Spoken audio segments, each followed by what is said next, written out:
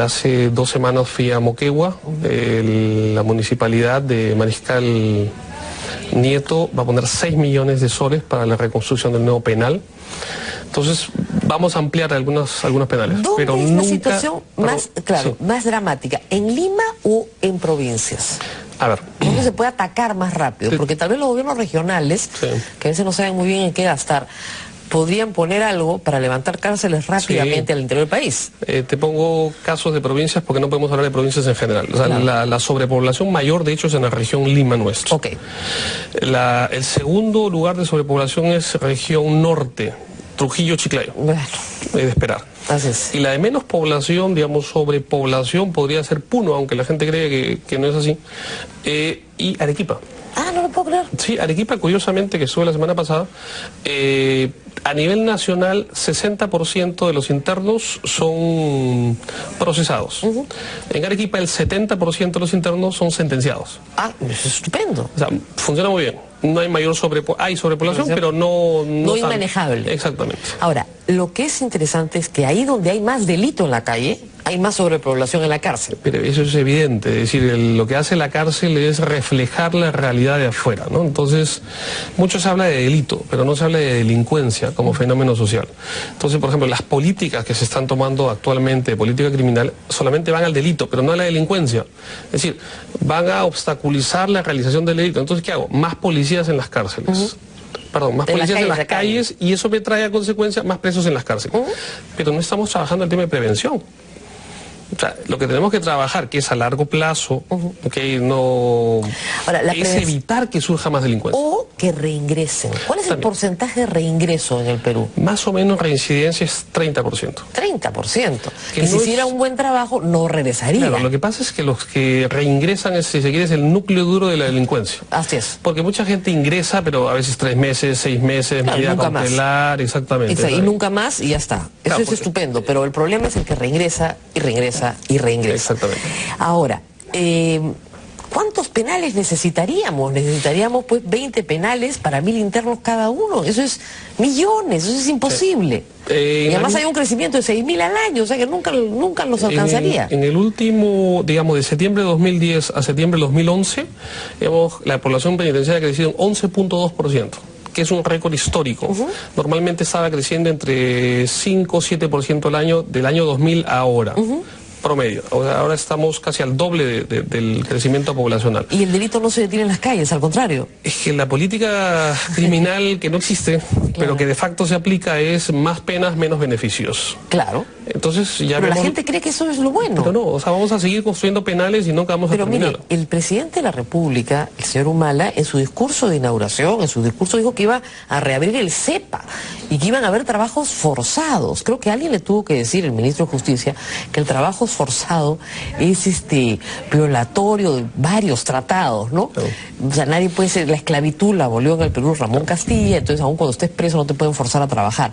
Pero esta idea de abrir cárceles fuera de este mundo, es decir, al CEPA, la sociedad en el Perú está dispuesta a que sus tributos se gasten en educación de los niños, en salud de los ancianos, en pensiones, pero no en gasto para la delincuencia. Vamos a darle comer a los delincuentes, vamos a ponerle que un departamento para que vivan. La gente se molesta mucho cuando se habla de gasto para las prisiones.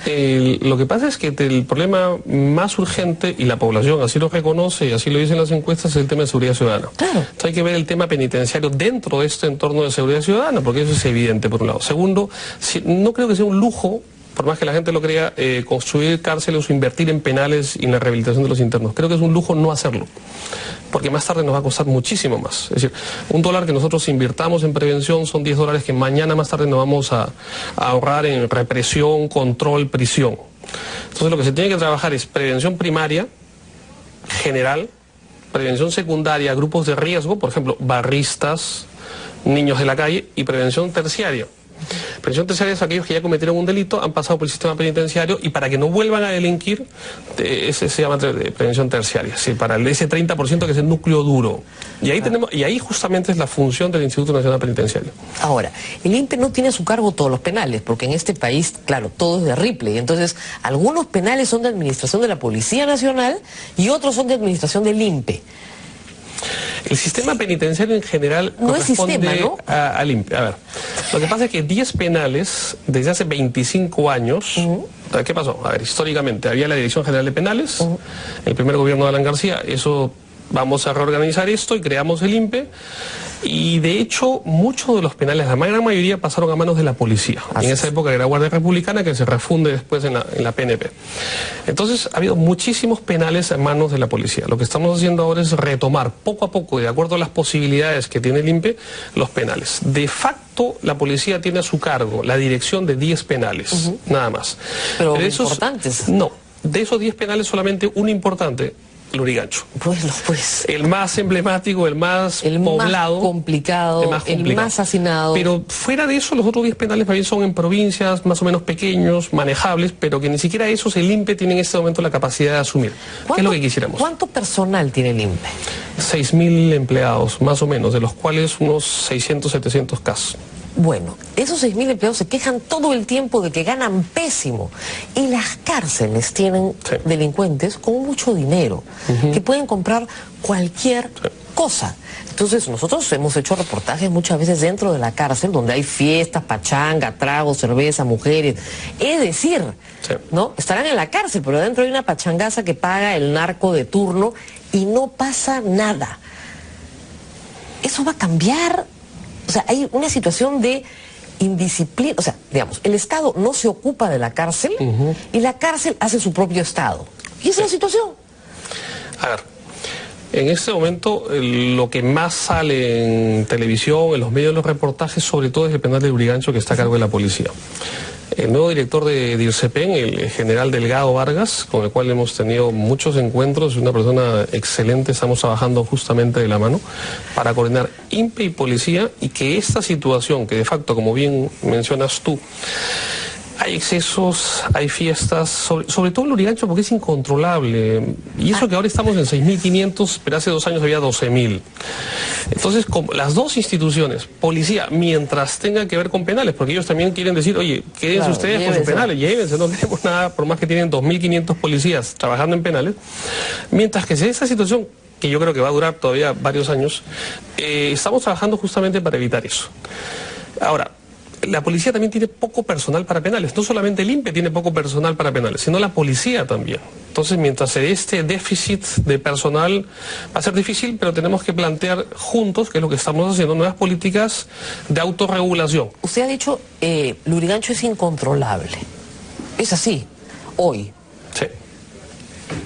Lo ha sido casi siempre. O sea, asumamos que es incontrolable, digamos. Lo que pasa es que no nos engañemos, es lo que nos quiere decir. No, lo que pasa es que con ese grado de población penitenciaria que tenemos actualmente, 6.500, y con el poco personal del INPE y con el poco personal de la policía, o sea, en estas circunstancias se puede, digamos, mantener cierto orden, pero no llegar a cumplir el objetivo que tiene un penal, que es de rehabilitación de todos los internos, porque sí se da rehabilitación en ciertos sectores. Gracias a Dios que no hay una desgracia en Lurigancho, lo que nos está diciendo. Gracias a Dios. Lo que pasa es que, bueno, y tú bien sabes que hace casi 17 años en mi libro Faites y Aterrontes hablo de la autoorganización de los internos.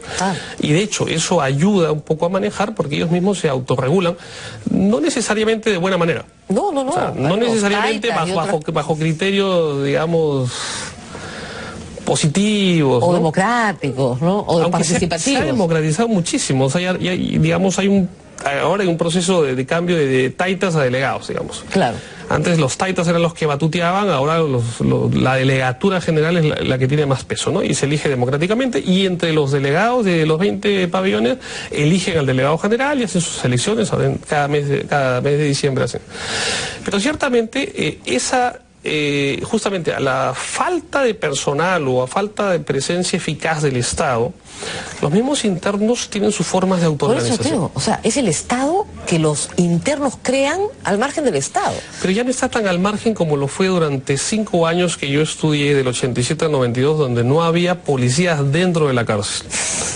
Es una época, ya pasó hace muchos años. Ahora lo que se da es una convivencia y diálogo de diferentes regímenes. Que los presos tenían sus propios candados, porque ellos tenían que cuidarse de que no los maten adentro. Vamos a hacer una pausa y regresamos para seguir hablando de la situación de penales y de qué va a pasar después.